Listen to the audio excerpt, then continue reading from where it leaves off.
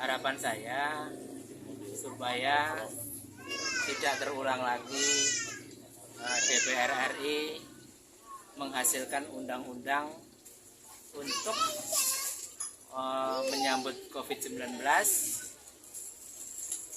Kemudian ada undang-undang lagi membiayai memperbesar COVID-19 sehingga menyebabkan terbunuhnya 1 juta rakyat Indonesia. Harapannya dengan adanya Garda 508 NKRI adalah membetulkan negara kita yang selama ini bisa dikatakan terjadi banyak pengkhianatan negara dan korupsi menjadi biasa.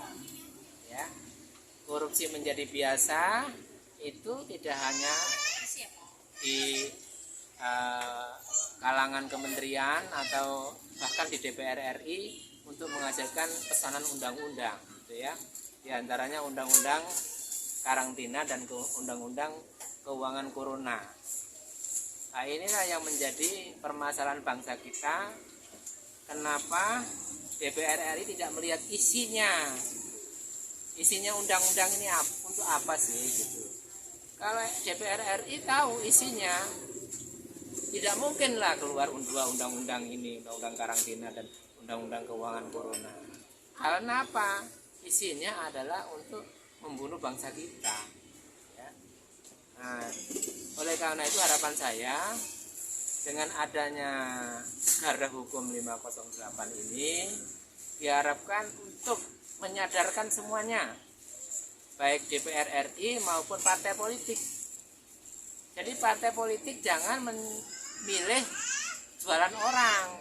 Kalau memilih jualan orang, nanti yang dijual itu bisa bandar narkoba, kemudian bandar togel, kemudian koruptor yang banyak uangnya, gitu ya.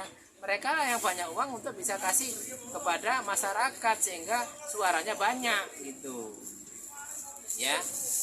Nah, apa hasilnya setelah jadi DPR RI?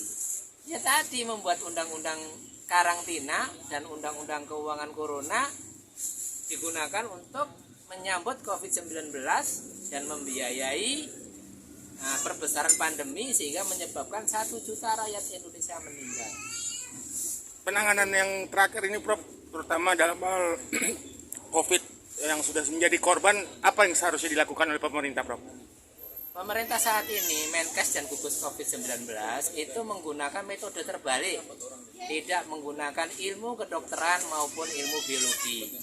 Kalau ilmu kedokteran maupun ilmu biologi, virus COVID-nya yang dibasmi dan atau pembawanya itu adalah molekul air di udara. Jadi itulah yang dibasmi, bukannya orangnya dikarantina. Anda tahu karantina? Itu kalau misalnya begini, dalam 100 meter persegi karantina, kalau diisi 1-5 orang itu bisa sembuh. Tapi kalau diisi 5-10 orang itu justru membunuh pasiennya. Apalagi diisi 11-20 orang itu bisa membantai pasien. Gitu ya.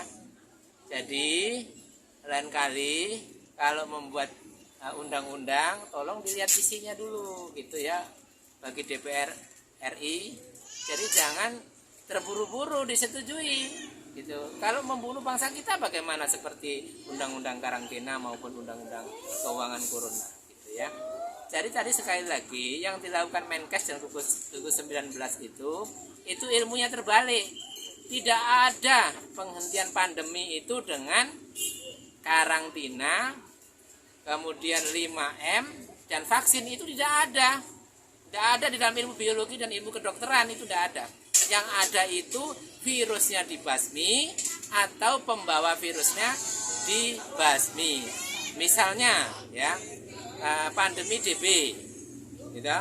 Itu pembawanya adalah nyamuk Aedes aegypti. Nah nyamuknya itulah dibasmi. Contoh lain pandemi malaria, itu pembawanya adalah nyamuk Anopheles. Nah nyamuk Anopheles itu yang dibasmi, gitu ya. Jadi yang dilakukan Menkes sekarang sama gugus COVID nasional itu terbalik. Justru memperbesar pandemi dan mengakibatkan 1 juta rakyat Indonesia terbunuh. Terima kasih banyak atas waktunya Prof. Sukses selalu.